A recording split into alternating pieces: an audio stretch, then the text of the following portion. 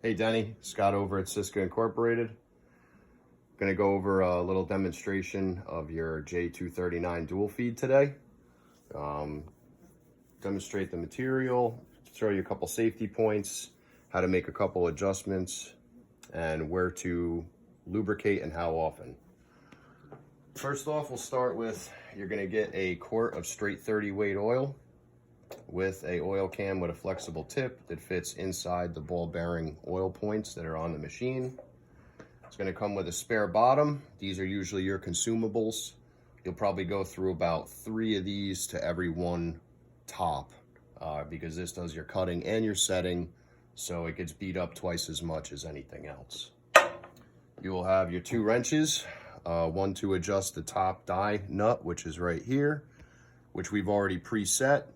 And the big one is for the back to go on the flywheel in case you put something in there that you should not and jam the machine. You can roll it through the cycle with the wrench on the back. You'll have all your Allen keys needed and your die install tool. If you notice, the awl fits inside there. It'll help you crack it loose on the bottom. And same thing for adjusting the top. They both come with holes 180 apart from one another, so you could just spin it. Machine has 6 oil points. You have 1 here in the front, which does your plunger. You have 2 up inside the top, which lubricate your front and your back cam. And then you have 3 along the side over here, inside your main shaft housing, 1, 2, and 3. These will get oiled every 8 working hours with 1/4 pump. I would probably do a little bit less oil in these 3 in the front, because if you over oil it, the oil will come down around here and it will splatter as it's being set. So the front of the machine is better off keeping just a little bit dry. You do have one safety feature on here, which is a spring-loaded pin in the back, which will not let the machine fire if your cover is open, so no one could get their fingers caught in here or anything else.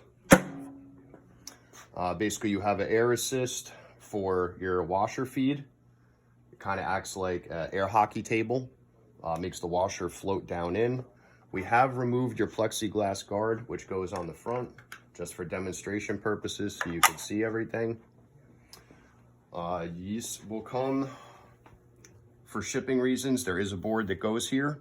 So after you unpackage the machine, you will unscrew this and put it over the bottom adjuster so that your chips will waste and not fall all over the floor. Comes out of the tube in the bottom. You could put a bag on it or put it in a waste paper basket. Got your foot pedal here. You could put it wherever you want, outside or on the rubber pad that comes with the machine. The bottom has a compensator, which is spring loaded. So basically it gives you the full motion of setting multiple thicknesses that will coincide with the barrel length. So you do not have to adjust this machine for thin or thicker material. We've set it up to run the whole range of the barrel itself. This is your spacer bar. You basically would just unscrew it on the bottom and you could slide it as close or as far as you want your spacing to be. Comes with a safety hoop, your laser light. On the top of the laser light is a little flathead adjustment where you can actually dial in the intensity that you want so it's not too bright or not too dull. You will come with a set of keys to open up your panel inside here, which is where all your computer components are, your head unit and your direct drive, and all your PLC stuff is inside there. Pretty simple, just fire it up. You'll hear a blast of air and both hopper motors will kick on to feed the hardware inside the machine.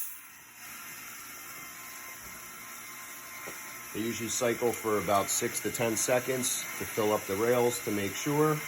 And you do have an optic sensor in your lower raceway, which will pick up if there is no hardware here, so it will not let the machine fire if the raceway runs empty. Now to kick off. And here's your 2 different materials. They look pretty much the same. This one looks a little bit thicker and a little wider. but pretty much got the same setting consistency on both.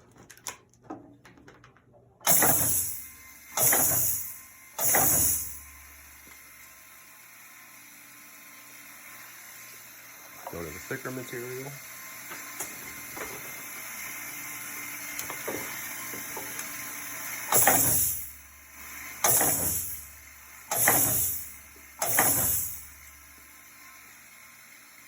There you go. There is an adjustable gauge on this side of the machine. You can see that if you want to get into the center, you would basically just move that gauge forward, lock it in place, and that puts your grommet down the middle of the path of the lower tool. If you have any questions, please give us a call. You really only need about 40 pounds of air pressure, because the only thing the air does, like I said on this, is assist the washer. Standard 110, plug it right in the wall. Should be no issues. If you have any questions or concerns before we crate the machine up, please give us a call here. You can ask for Scott, and I could go over anything that is not understood in this video. All right, thank you for your patience, and thank you for your order.